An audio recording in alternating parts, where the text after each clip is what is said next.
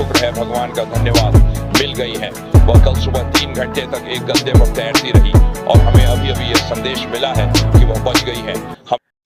दोस्तों, आपको एक वीडियो लेकर आए हैं। इस वीडियो में कुछ पहले बताने वाले हैं, आप लोग देखकर हैरान हो जाएंगे। जब वीडियो क्लिप में देखें कि इतना बाढ़ आया हुआ है कि गांव के गांव दह रहा है, यानी डूब रहा है, इतना पानी आया हुआ है कि आप लोग देखकर हैरान जाएंगे। लेकिन प्रभु को चमत्कार देखिए कि प्रभु ने बहुत लोगों को बचाया, लेकिन एक को है, यानी एक घर का परिवार था, वो दह गया। इतना पानी था, वो कहाँ में था मैं पहले बता देता हूँ। अमेरिका में आई बाढ़, भयंकर इतना बाढ़ आया, लेकिन यीशु ने चमत्कार किया। लेकिन तभी भी एक व्यक्ति था, यानी उसके घर के परिवार था, वो दह गया। उसका एक बेटी थी, वो बच रही थी। वो कहाँ पर थी चलिए पहले इस वीडियो में बताते हैं। लेकिन एक लड़की थी उसका, वो बच रही है और जाकर बहुत दूर में मिली। पहले इस वीडियो क्लिप के मैं दिखाता हूँ, उसके बाद आगे वाले वीडियो में मैं बात करूँगा। पहले इस वीडियो के आप खुद देख सकते हैं।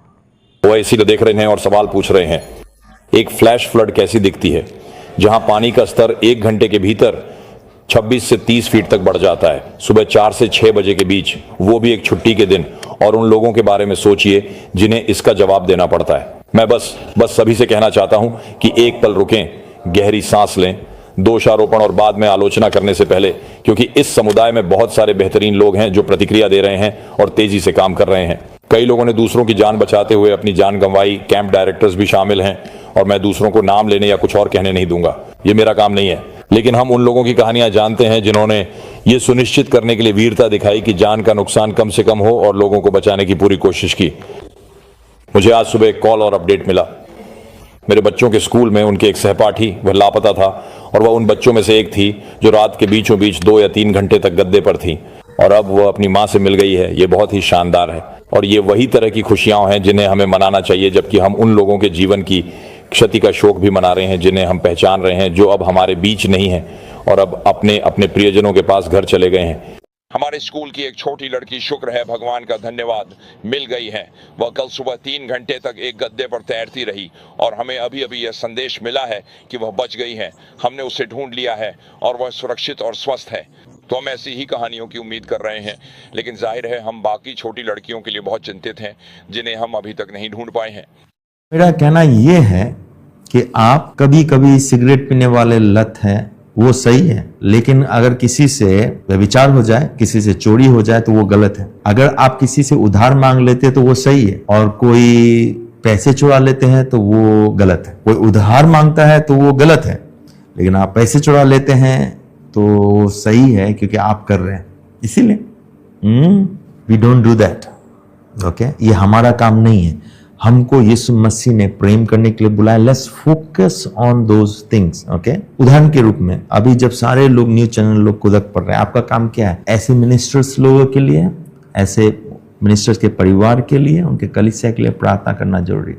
क्योंकि आप कुछ भी कहें, आपके यहाँ शायद 10 लोग बैठे होंगे चटाई पर, लेकिन उसके पास में हजारों लोग हैं, हजारों लोगों की जिम्मेदारियां हैं। So instead of judging them, you as a believer need to pray for his church, need to pray for his family, his ministry. Weak point सबके पास में होते हैं, आपके पास में भी है। किसी साधारण व्यक्ति के पास में वीक पॉइंट होना और किसी महान व्यक्ति के पास में वीक पॉइंट होना जमीन आसमान का फर्क होता है, क्योंकि फिर लोग उसी तरीके से हमको जज करने लगते हैं। लेकिन यीशु मसीह के साथ में ऐसा नहीं है। ठीक है, अगर आप कुछ गलती करते हैं तो सही है, ठीक है, आपको माफी दिया, आपने अपना जीवन शुरू कर दिया।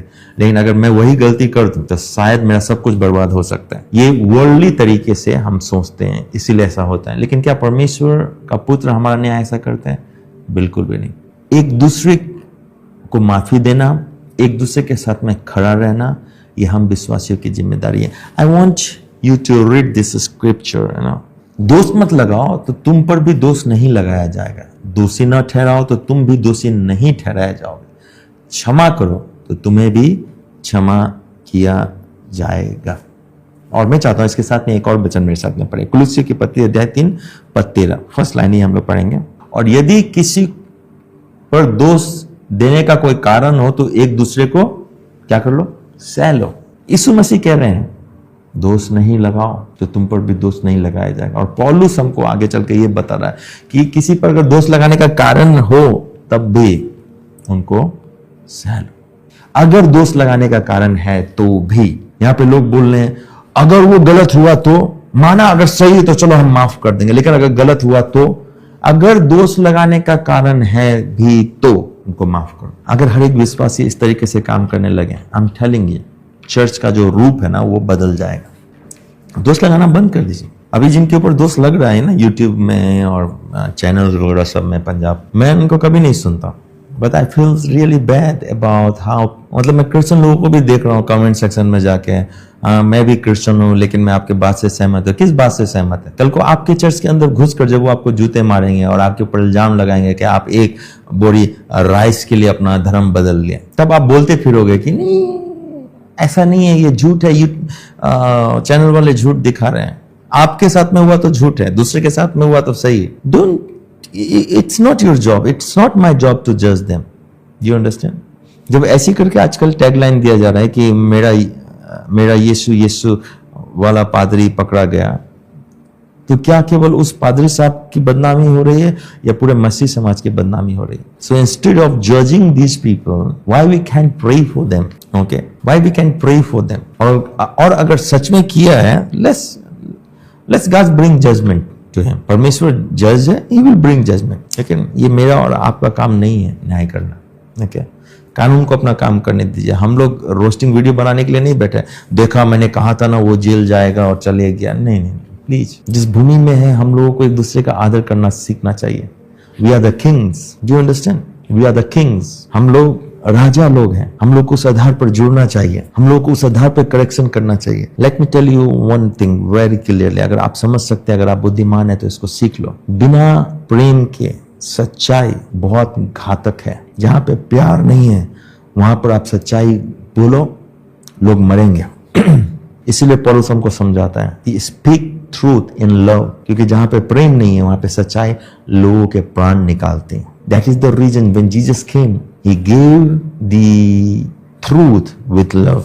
सो as a believer what we need to do, we need to speak truth in love. हम लोगों को सच्चाई बोलनी है लेकिन प्रेम से, क्योंकि हमारा सच्चाई बोलने का उद्देश्य किसी का नाश नहीं करना है, हमारा सच्चाई बोलने का उद्देश्य लोगों का प्राण बचाना है। हम में से कितने लोग अपने साथी को बीच मैदान में छोड़ जाते हैं? जरा सोचिए आप, अगर कोई घायल हो जा रहा है, मेरा और आपका काम है उस घायल को उठाकर रिस्टोर करना, उस घायल को उठाकर अपने साथ में लेकर आना बेस में। लेकिन जब कोई पाप में पड़ जाता है हमारे भाई, जब कोई कमजोर हो जाते हैं हमारे भाई, तो हम क्या करते हैं? जज करते हैं। और स्पेशली अगर पास्टर का मुद्दा हो तो है, लोगों का नजर रहता है ये पास्टर कब अपने पद से जाएगा और मैं कब इसके पद में आ जाऊंगा। हमारी जो घायल सैनिक हैं उनको अपने कंधे पे लेकर आने की जिम्मेदारी हमारी है। अपने भाइयों को किसी भी कीमत में नहीं छोड़े, उनके फॉल्ट होने के बावजूद भी उनकी कमजोरी होंगे। और ये पास्टर तो बहुत बदमाश है, कोई बात नहीं, आप भी कम थोड़ी हैं। ये पास्टर तो बहुत ही बकवादी है, ठीक है, आप भी कम थोड़ी हैं। इसको बोलते हैं एक दूसरे का साथ। If you are in a prophetic, ना, किसी को गोली लगे हुए है, लेट्स हेल्प हिम। किसी को पाँव में गोली लगे हुए, लेट्स हेल्प देम, ओके। किसी को सीने में गोली लगी हुई है, लेट्स हेल्प देम, ओके। किसी को मुंह में गोली लगे हुए है ना, शराब पीने का लत आ गया, लेट्स हेल्प देम, ओके। कोई शराबी है, चलो सहायता करते हैं। कोई कर्ज में पड़ा हुआ है, चलो सहायता करते। कोई झूठा है, चलो सहायता करते। कोई व्यभिचारी है, लेट्स हेल्प देम। हमारा अल्टीमेट गोल क्या है? हमको अपने भाइयों को साथ में लेकर चलना है। हाँ, कमजोरी है, मेरे पासवान में कमजोरी है, मेरे भाइयों में कमजोरी है, मेरे लीडरशिप टीम में, बट लेट्स गो टुगेदर। दोस्तों, आपने इस वीडियो क्लिप को देखी, इस वीडियो को समझ में आया है, मेरा प्रभु ने बहुत दयालु हैं, बहुत कृपालु हैं, प्रभु ने बहुत चमत्कार किए हैं। आप लोग देखते आ रहे हैं, बहुत बड़े बड़े गवाही लेकर आ रहे हैं। तो आप लोग इस वीडियो में देख रहे हैं, समझ में भी आया। तो प्रभु यीशु मसीह को जो कहना है कि जो जितना भी पाप कर रहा है, मैं पाप के लिए नहीं आया हूँ, मैं उसको सुधारने के लिए आया हूँ। और जो गलत रास्ते पर चल रहा है उसको मैं सुधारने के लिए आई हूँ। तो पहले इस वीडियो को आप लोग देखिए।